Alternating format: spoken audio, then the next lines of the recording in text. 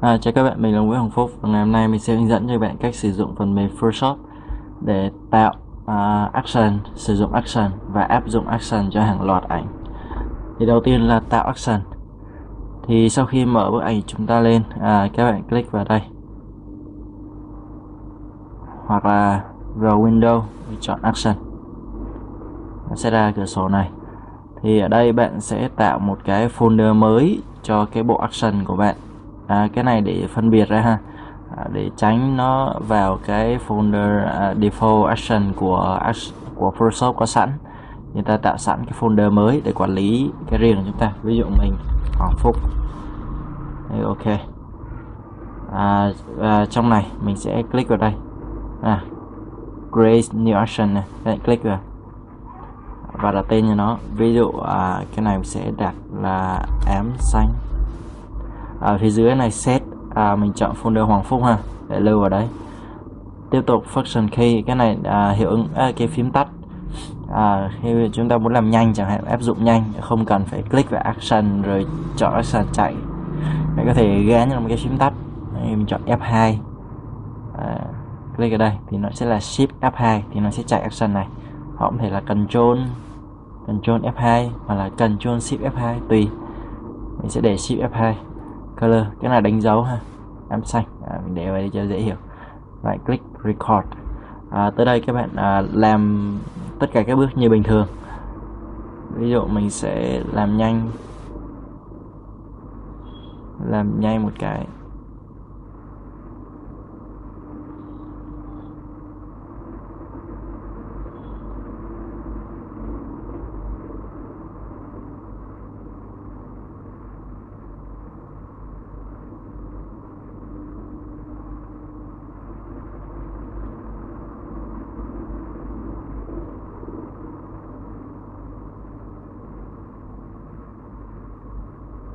Rồi, đại khái thế.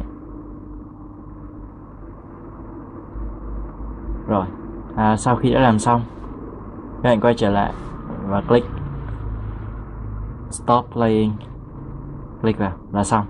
Nó đã lưu lại tất cả các bước. Thì đây đã xong một cái action rồi, bạn đã tạo xong một cái action ám xanh. Rồi, giả sử bây giờ mình có cái action này, các bạn muốn lưu lại để chia sẻ thì bạn click vào đây. Cái chức năng của Photoshop thì nó cho phép các bạn share, lưu cái action theo dạng folder, nghĩa là các bạn sẽ chia sẻ hết cái folder mà các bạn đã tạo. Thì cái này được tiện hơn, là chia sẻ được một lần được nhiều action. Các bạn click vào đây ha, click chọn vào cái folder action mà bạn muốn chia sẻ, các bạn click vào dấu phía trên này, click vào và chọn save action. Ở đây các bạn chọn đường dẫn, ví dụ mình bỏ đường dẫn ra ngoài đi, bạn click save là ngoài desktop nó sẽ có action Hoàng Phúc, chứa cái action vừa rồi. Rồi, tiếp theo là áp dụng action. Giờ mình tạm thời tắt cái này đi. Mình muốn coi như mình vừa tải cái ảnh này về đi. Đó, cái gì. Bây giờ mình muốn áp dụng cái action vừa rồi lên cái này, đơn giản. Click lại action vừa rồi và chọn play. Click đây, nó sẽ tự động chạy. Như vậy là xong. Tất cả các bước đã được làm. Rồi, cái áp dụng này là đơn giản ha. Tiếp theo là sử dụng áp dụng action cho hàng loạt ảnh. Thì việc đầu tiên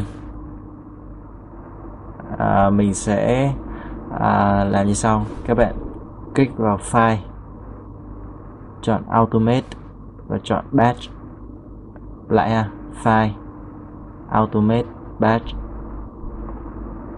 và ở đây các bạn chọn cái folder mà các bạn muốn áp dụng cái action đó, cái folder mà chứa những cái hình ảnh các bạn muốn tạo hiệu ứng. Các bạn click vào đây, action stock, ok. Trong này có cái này, tạm bỏ đi. Rồi, phía trên này set, mình sẽ chọn folder Hoàng Phúc và trong này có cái action ám xanh. Sau khi xong, các bạn có thể xếp từng cái đấy lại Nhưng mà cái này các bạn có thể làm hẳn trong action là sau khi đã save xong rồi các bạn mới ngừng record thì nó sẽ ghi luôn cái bước lưu vào trong chúng ta luôn, nhưng mà tạm thời đây mình không làm. Sau khi mình đã chọn xong ha, chọn folder các bạn muốn nè, chọn folder chứa hình ảnh các bạn muốn ghép cái action đó vào, các bạn click OK là xong. Các bạn click OK là nó sẽ chạy tự động tất cả các hình mà có ở trong cái folder đó.